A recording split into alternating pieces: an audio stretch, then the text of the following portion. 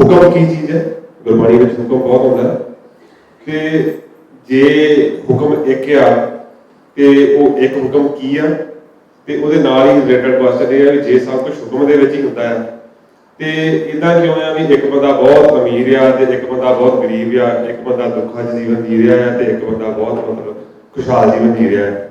ਇਹ ਕੁਐਸਚਨ ਜਿਹੜੇ ਅਗਲੇ 3 ਕੁਐਸਚਨ ਉਹਦੇ ਨਾਲ ਰਿਲੇਟ ਹੋਏ ਨੇ ਉਹ ਸ਼ੋ ਕਰਦਾ ਹੈ ਕਿ ਅਸੀਂ ਹੁਕਮ ਦਾ ਮੈਨਾ ਕੁਝ ਗਲਤ ਸਮਝ ਕੇ ਬੈਠੇ ਹੋਏ ਹਾਂ। ਅਸੀਂ ਇਹ ਸਮਝ ਕੇ ਬੈਠੇ ਹੋਏ ਹਾਂ ਰੱਬ ਦਾ ਹੁਕਮ ਹੁੰਦਾ ਤੇ ਕੋਈ ਅਮੀਰ ਬਣਦਾ ਤੇ ਕੋਈ ਗਰੀਬ ਬਣਦਾ ਹੈ। ਰੱਬ ਦਾ ਹੁਕਮ ਹੁੰਦਾ ਤੇ ਕੋਈ ਹੈਲਦੀ ਜੰਮਦਾ ਹੈ ਤੇ ਕੋਈ ਕਾਣਾ ਜੰਮਦਾ ਹੈ ਤੇ ਕੋਈ ਹਾਰਟ ਵਿੱਚ ਹੋਲ ਲੈ ਕੇ ਜੰਮਦਾ ਹੈ। ਅਸੀਂ ਇਸ ਤਰੀਕੇ ਦੇ ਨਾਲ ਹੁਕਮ ਦਾ ਮੈਨਾ ਸਮਝ ਕੇ ਬੈਠੇ ਹੋਏ ਹਾਂ। ਗੁਰਮਤਿ ਅਨੁਸਾਰ ਹੁਕਮ ਕਹਿੰਦੇ ਨੇ the laws of nature is the will of God। ਜੋ ਇਸ ਕਾਇਨਾਤ ਵਿੱਚ ਬਲਿਹਾਰੀ ਕੁਦਰਤ ਵਸਿਆ ਤੇਰਾ ਅੰਤ ਨਾ ਜਾਈ ਲਖਿਆ, ਸਤਿਗੁਰ ਪਾਤਸ਼ਾਹ ਦੱਸਦੇ ਨੇ ਰੱਬ ਸਾਰੀ ਕੁਦਰਤ ਵਿੱਚ ਵਸਦਾ ਹੈ ਔਰ ਸਾਰੀ ਕੁਦਰਤ ਵਿੱਚ ਰੱਬ ਜੀ ਦੇ ਨਿਯਮ ਕਾਨੂੰਨ ਚੱਲਦੇ ਨੇ। ਉਹ ਨਿਯਮ ਕਾਨੂੰਨ ਰੱਬ ਜੀ ਦਾ ਹੁਕਮ ਹੈ ਔਰ ਉਸ ਅਨੁਸਾਰ ਚੱਲਣਾ, ਹੁਕਮ ਰਜ਼ਾਈ ਚੱਲਣਾ ਨਾਨਕ ਲਿਖਿਆ ਨਾਲ ਕਹਿਲਾਉਂਦਾ ਹੈ।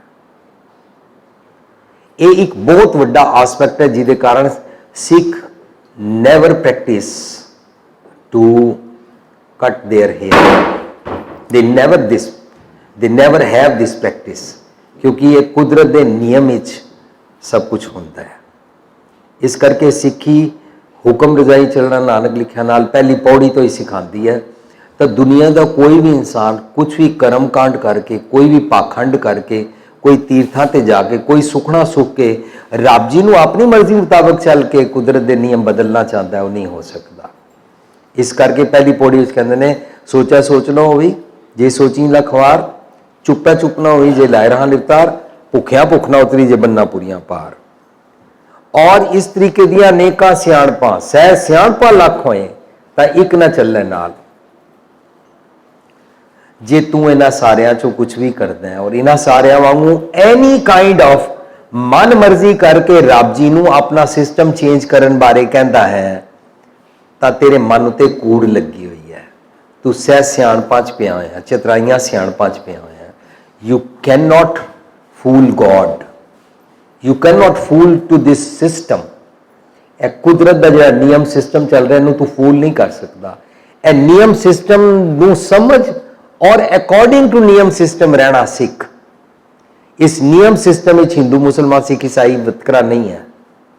ਇਸ ਨਿਯਮ ਹੁਕਮ ਸਿਸਟਮ ਵਿੱਚ ਜ਼ਾਤ ਪਾਤ ਦਾ ਵਿਤਕਰਾ ਨਹੀਂ ਹੈ। ਇਸ ਹੁਕਮ ਨਿਯਮ ਸਿਸਟਮ ਵਿੱਚ ਅਮੀਰ ਗਰੀਬ ਦਾ ਵਿਤਕਰਾ ਨਹੀਂ ਹੈ। ਅਮੀਰ ਗਰੀਬ ਸਾਡਾ ਨਿਜ਼ਾਮ, ਸਾਡਾ ਸਿਸਟਮ ਐਂ ਬਣ ਗਿਆ, ਅਮੀਰ ਅਮੀਰ ਬਣੀ ਜਾ ਰਿਹਾ ਹੈ, ਗਰੀਬ ਗਰੀਬ ਬਣੀ ਜਾ ਰਿਹਾ। ਫਿਰ ਸਾਡੇ ਕੋਲ ਵੀਰ ਜੀ ਜਿਨ੍ਹਾਂ ਨੇ ਕੁਐਸਚਨ ਕੀਤਾ ਉਹਨਾਂ ਦਾ ਨਾਂ ਕੀ ਹੈ? ਰਮਨਦੀਪ ਸਿੰਘ ਜੀ। ਸਾਡੇ ਸਿਸਟਮ ਵਿੱਚ ਅਸੀਂ ਪੁੱਛਦੇ ਹਾਂ ਇੱਕ ਬੱਚਾ ਗਰੀਬ ਦੇ ਘਰ ਕਿਉਂ ਪੈਦਾ ਹੋਇਆ? ਇੱਕ ਬੱਚਾ ਕੂੜੇ ਦੇ ਢੇਰ ਤੇ ਮਾਂ ਕੰਮ ਕਰ ਰਹੀ ਹੈ ਉੱਥੇ ਪੈਦਾ ਹੋਇਆ, ਇੱਕ ਬੱਚਾ ਡਨਲਪ ਤੇ ਪੈਦਾ ਹੋਇਆ। ਜਿਸ ਕਿਸੇ ਨੂੰ ਇਸ ਕੁਐਸਚਨ ਦਾ ਆਨਸਰ ਚਾਹੀਦਾ ਉਹਦੇ ਅੱਗੇ ਬੇਨਤੀ ਹੈ ਕਿ ਤੁਸੀਂ ਗਰੀਬ ਨੂੰ ਡਨਲਪ ਵਾਲੇ ਦੇ ਘਰ ਲੈ ਜਾਓ, ਬੱਚਾ ਡਨਲਪ ਤੇ ਪੈਦਾ ਹੋ ਜਾਏਗਾ। It's not big deal, but we don't have this such ਸਮਝ ਕੇ ਵੰਡ ਛਕਣਾ ਦੀ ਪ੍ਰੈਕਟਿਸ। ਸਾਨੂੰ ਇਹਦੇ ਵਿੱਚ ਜ਼ਿਆਦਾ ਸਵਾਦ ਆਉਂਦਾ ਹੈ ਕਿ ਗੁਰਦੁਆਰੇ 4-5 ਜਾਂ 10-15 ਬਾਹਰ ਲੰਗੜੇ ਲੂਲੇ ਜਾਂ ਗਰੀਬ ਵਿਚਾਰੇ ਹੈਂਡੀਕੈਪ ਬੈਠੇ ਹੋਣ, ਮੈਂ ਗੁਰਦੁਆਰਿਓਂ ਬਾਹਰ ਨਿਕਲਾਂ ਔਰ ਮੈਂ ਉਹਨਾਂ ਨੂੰ ਧੇਲਾ ਰੱਖਾਂ, ਸੰਗਤਾਂ ਮੈਨੂੰ ਬੜਾ ਗੁਰਮੁਖ ਔਰ ਦਾਨੀ ਸਮਝਣ, ਕਿਉਂਕਿ ਮੈਂ ਅੰਦਰ ਵੀ ਅਰਦਾਸ ਵਿੱਚ ਆਪਣੀ ਅਨਾਉਂਸਮੈਂਟ ਕਰਾ ਕੇ ਆਇਆ ਹੀ ਸੀ। ਸਾਨੂੰ ਇਸ ਕਿਸਮ ਦੇ ਦਾਨ ਪੁੰਨ ਸਵਾਦ ਆਉਂਦਾ ਹੈ। ਚੌਕ ਤੇ ਖੜੇ ਹੋਈਏ, ਇੱਕ ਗਰੀਬ ਆ ਕੇ ਬੱਚਾ ਭੀਖ ਮੰਗਦਾ ਹੈ, ਅਸੀਂ ਆਪਣਾ ਸ਼ੀਸ਼ਾ ਥੱਲੇ ਕਰਦੇ ਹਾਂ ਔਰ ਉਹਨੂੰ 10 ਬਕਸ ਫੜਾ ਦਿੰਦੇ ਹਾਂ। ਇਸ ਕਿਸਮ ਦੇ ਨਾਲ ਆਪਣੀ ਹਉਮੈ ਨੂੰ ਪੱਠੇ ਪਾਉਣ ਵਾਸਤੇ ਸਾਨੂੰ ਸਵਾਦ ਆਉਂਦਾ ਹੈ। ਪਰ ਕਦੀ ਅਸੀਂ ਨਹੀਂ ਸੋਚਦੇ ਕਿ ਗਰੀਬ ਇੱਥੇ ਭੀਖ ਕਿਉਂ ਮੰਗ ਰਿਹਾ ਹੈ। ਅਸੀਂ ਇਸ ਤਰ੍ਹਾਂ ਕਦੀ ਨਹੀਂ ਸੋਚਦੇ ਕਿ ਇਹਨੂੰ ਜ਼ਿੰਦਗੀ ਭਰ ਕਦੀ ਭੀਖ ਨਾ ਮੰਗਣੀ ਪਵੇ, ਇਹਨੂੰ ਕਦੇ ਵੀ ਨੰਗੇ ਪੈਰ ਇੱਥੇ ਨਾ ਆਉਣਾ ਪਵੇ, ਇਹਨੂੰ ਅਸੀਂ ਪੜ੍ਹਾ ਦਈਏ ਤਾਂ ਕਿ ਆਪਣੇ ਪੈਰਾਂ ਤੇ ਖੜਾ ਹੋ ਜਾਏ, ਅਸੀਂ ਇਹਦੀ ਝੁੱਗੀ ਦਾ ਮਕਾਨ ਬਣਾ ਦਈਏ ਤਾਂ ਕਿ ਇਹਨੂੰ ਚੌਕ ਤੇ ਰਾਤੀ ਨਾ ਸੌਣਾ ਪਵੇ। ਐਸੇ ਕੰਮ ਅਸੀਂ ਕਰਦੇ ਨਹੀਂ ਹਾਂ। Rather what we do, Ramandeep Singh ji, ਅਸੀਂ ਪਤਾ ਕੀ ਕਰਦੇ ਹਾਂ?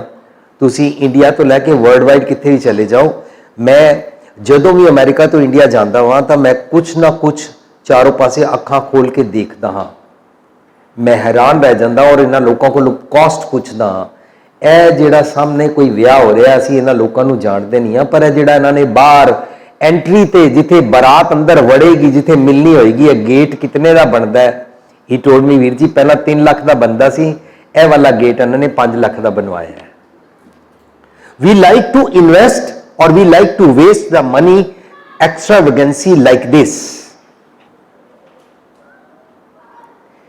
मेरी बच्ची सादा कपड़ा पाके आनंद कारज करा ले, मेरी होमै नू चैलेंज हो जाता है।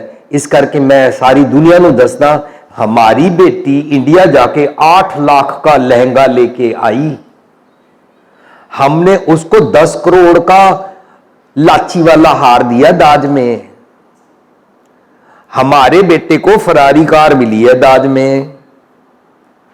ਇਹ ਸਾਰਾ ਕੰਮ ਅਸੀਂ ਉਹੀ ਲੋਕੀ ਕਰ ਰਹੇ ਆ ਜਿਹੜੇ ਸਮਝ ਰਹੇ ਆ ਰੱਬ ਨੇ ਅਮੀਰ ਗਰੀਬ ਬਣਾਏ ਨੇ। ਇੱਕ ਮੈਰਿਜ ਦਾ ਐਕਸਟਰਾਵੈਗੈਂਸੀ ਨੂੰ ਜੇ ਬੜੇ ਧਿਆਨ ਨਾਲ ਦੇਖਿਆ ਜਾਏ ਤਾਂ 100 ਕਰੋੜ ਵੀ ਹੈ ਖਰਚਿਆ ਜਾਂਦਾ ਹੈ, 50 ਕਰੋੜ ਵੀ ਖਰਚਿਆ ਜਾਂਦਾ ਹੈ ਔਰ ਗਰੀਬਾਂ ਦੇ ਲੈਵਲ ਤੇ 1 ਕਰੋੜ ਵੀ ਖਰਚਿਆ ਜਾਂਦਾ ਹੈ। ਇਹ ਵਾਲਾ ਸਾਰਾ ਪੈਸਾ ਇਸ ਧਰਤੀ ਤੋਂ ਸਾਰੇ ਗਰੀਬਾਂ ਦੀ ਗਰੀਬੀ ਕੱਟ ਸਕਦਾ ਹੈ, ਕਿਸੇ ਨੂੰ ਭੀਖ ਨਹੀਂ ਮੰਗਣੀ ਪਏਗੀ। पर असी इसका ब्लेम रब ते थोप दिता। रब अमीर बनाता है, रब गरीब बनाता है, रब के हुक्म के अंदर।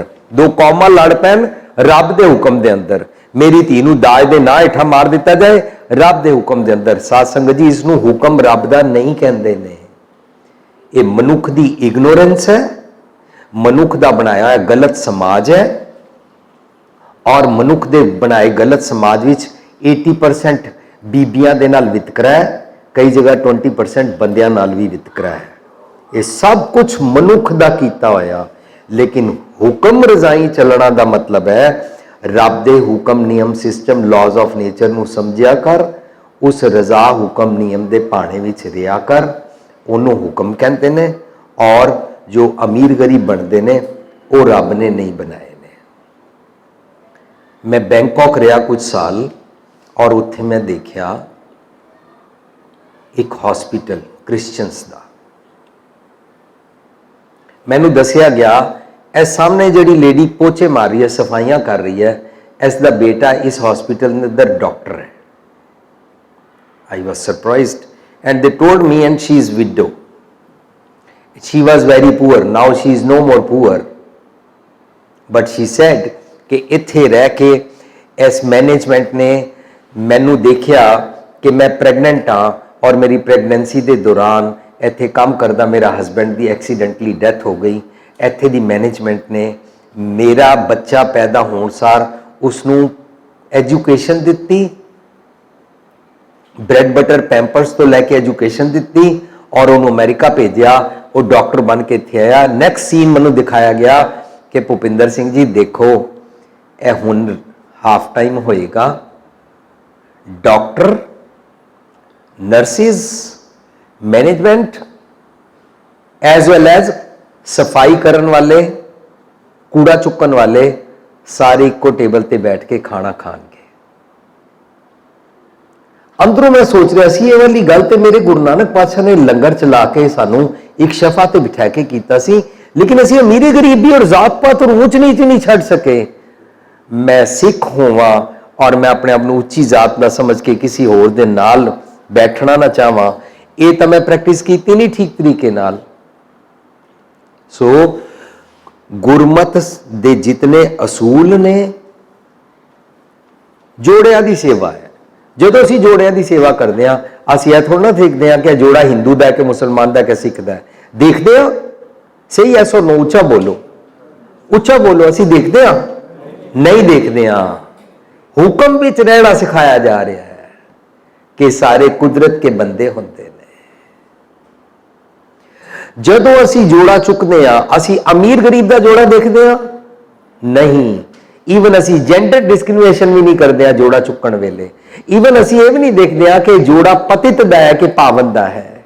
असी ये भी नहीं देखते हैं कि एक केड़े जेंडर दा है। इसका मतलब गुरमत की जिहड़ी एक एक प्रैक्टिस असी करते हैं, उहदा हुक्म रजाई चलना सीखते हाँ। So the laws of nature is the will of God is called hukam, और हुक्म अनुसार जे ਅਸੀਂ ਜੀਵਨ ਜੀਵੀਏ ਤਾਂ ਅਸੀਂ ਆਊਟ ਆਫ ਹੁਕਮ ਜੋ ਕੁਝ ਸ਼ੋ ਆਫ ਕਰਦੇ ਆ ਉਹ ਖਰਚੇ ਬਚਦੇ ਨੇ, ਉਹ ਖਰਚਿਆਂ ਦੇ ਨਾਲ ਵੰਡ ਛਕਣਾ ਹੁੰਦਾ ਹੈ, ਵੰਡ ਛਕਣਾ ਦੇ ਨਾਲ ਸਾਰਾ ਸਮਾਜ ਬਰਾਬਰਤਾ ਤੇ ਆ ਜਾਂਦਾ ਹੈ। ਅਮੀਰ ਗਰੀਬ ਵਾਲਾ ਢਕੋਸਲਾ, ਸ਼ੋ ਆਫ, ਡਿਸਕ੍ਰਿਮੀਨੇਸ਼ਨ, ਵਿਤਕਰਾ ਖਤਮ ਹੋ ਜਾਂਦਾ ਹੈ। ਮੇਰੇ ਇਸ ਆਨਸਰ ਨਾਲ ਹੋ ਸਕਦਾ ਤੁਸੀਂ ਸੈਟੀਸਫਾਈਡ ਨਾ ਹੋਵੋ, ਮੈਨੂੰ ਇਹ ਸਮਝ